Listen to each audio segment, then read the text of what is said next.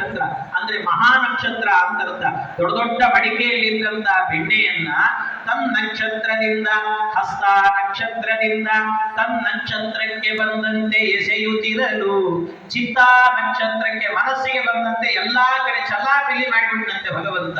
ಚಿತ್ತಾ ನಕ್ಷತ್ರಕ್ಕೆ ಬಂದಂತೆ ಎಸೆಯುತ್ತಿರಲು ಆ ಸಪ್ಪಳಂ, ಆ ಶಬ್ದ ಕೇಳಿಸಿದ್ ಯಾರಿಗೆ ಅಂದ್ರೆ ಹಣೆ ಕುಂಕುಮ ಹಚ್ಕೋಬೇಕು ಅಂತ ನಿಂತಿದ್ದಲ್ಲ ಕರಡಿ ಮುಂದೆ.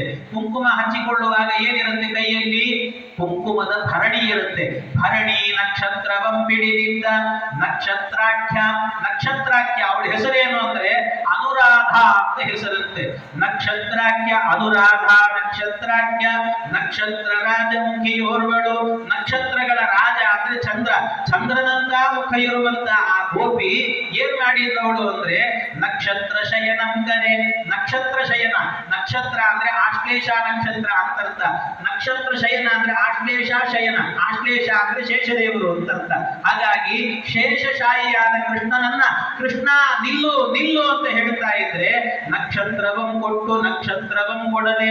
ನಕ್ಷತ್ರವಂ ಕೊಟ್ಟು, ನಕ್ಷತ್ರ ಅಂದ್ರೆ ಶ್ರವಣ ನಕ್ಷತ್ರ, ಕಿವಿಯಿಂದ ಕೃಷ್ಣ ಅನ್ನೋ ಶಬ್ದ ಕೇಳಿಸ್ಕೊಂಡಿದ್ದಾನೆ. ಆದ್ರೆ ನಕ್ಷತ್ರವಂ ಕೊಡದೆ. ಉತ್ತರ ನಕ್ಷತ್ರ ಉತ್ತರವೇ ಕೊಡ್ಲಿಲ್ಲ, ಓಡೋಡಿ ಹೋಗ್ತಾ ಇದ್ದಂತೆ ಕೃಷ್ಣ ಪರಮಾತ್ಮ.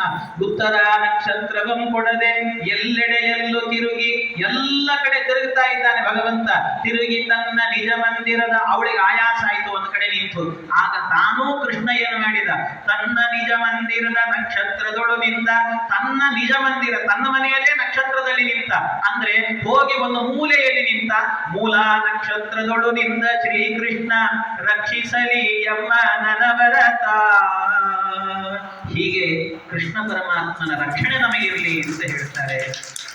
ಇದು ಅಂದ್ರೆ